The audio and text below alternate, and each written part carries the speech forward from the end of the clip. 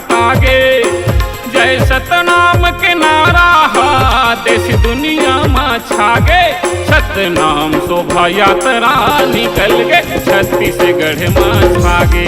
सतनाम शोभा यात्रा निकल गे भारत भर में छागे।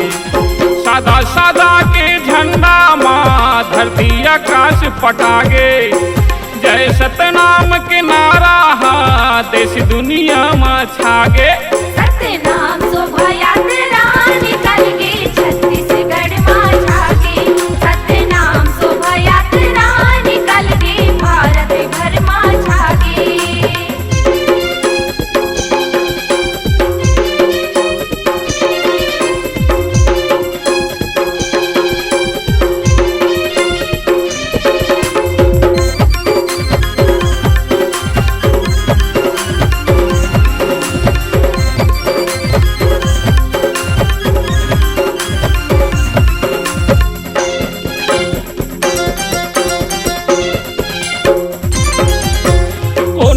धरे है फूलमाला कोनो धरे है झंडा।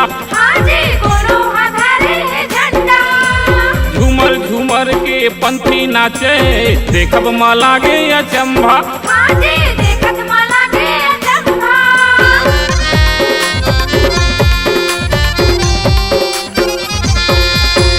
कोनो धरे है फूलमाला कोनो धरे है झंडा। झूमर झूमर के पंथी नाचे देखब मा लागे अचंभा। पारा पड़ोसिन गाँव बस्ती सब एक जगह सकलागे। नेता मंत्री और सगा सियान सादा के रंग में रंगागे। सतनाम शोभा यात्रा निकल गए भारत भर में छागे। सतनाम शोभा यात्रा निकल गए भारत भर में छागे।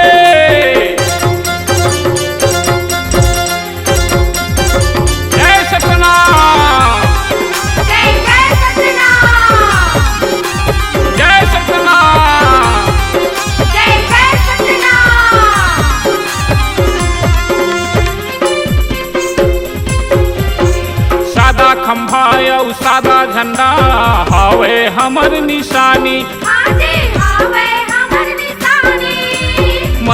मन खे एके बरोबर हमर गुरु के जुबानी। हाजी हमर गुरु के जुबानी।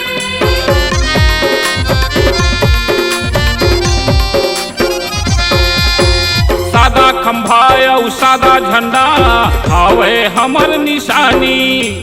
मन खे एके बरोबर हमर गुरु के है बानी। दिसंबर महीना सबोले पावन सबोले हवे सुहानी। भारत भर में छाए हावे हमर गुरु के ये बानी। सतनाम शोभा यात्रा निकल गे भारत भर में छागे।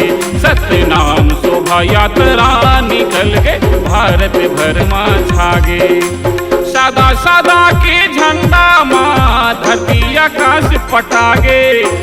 जय सतनाम के नारा देश दुनिया में छागे।